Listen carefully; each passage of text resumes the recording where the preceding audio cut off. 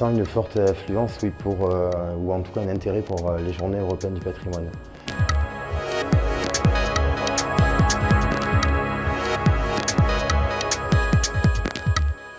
Forcément, les Journées européennes du patrimoine, ça fait partie des moments importants pour les citoyens qui souhaitent découvrir un petit peu la culture de leur région ou de la région qu'ils découvrent à ce moment-là.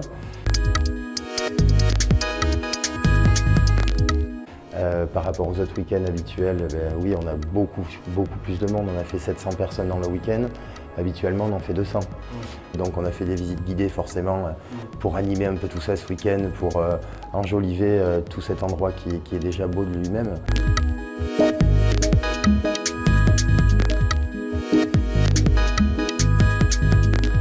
Pendant les Journées du patrimoine, il y a des gens qui vous bousculent, il y en a qui veulent aller plus vite que d'autres.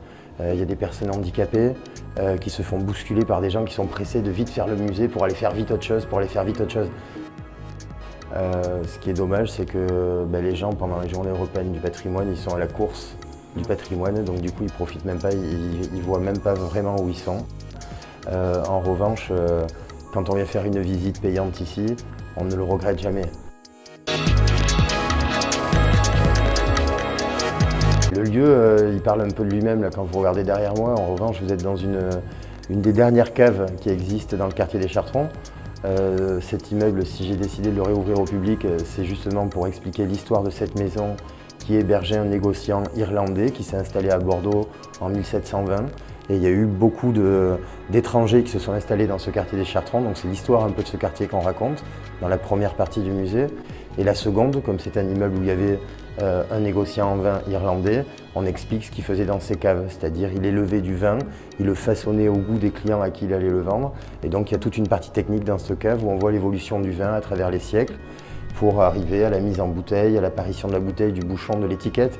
Et puis après, quand vous remontez dans l'espace boutique et l'accueil du musée, il y a une dégustation et une présentation du vignoble, puisque les vins, forcément, entre ceux qui étaient là au XVIIIe siècle et ceux qu'on consomme aujourd'hui, forcément, il y a quelques siècles d'évolution. Donc on est là pour remettre tout ça à jour après au niveau de la dégustation.